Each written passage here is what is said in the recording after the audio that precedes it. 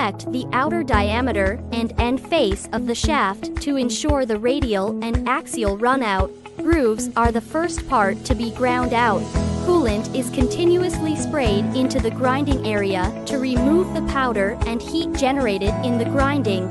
The bottom edges and relief areas are machined during the following grinding steps. The carbide shaft becomes a real drill after taken out of the multi-axis grinding machine.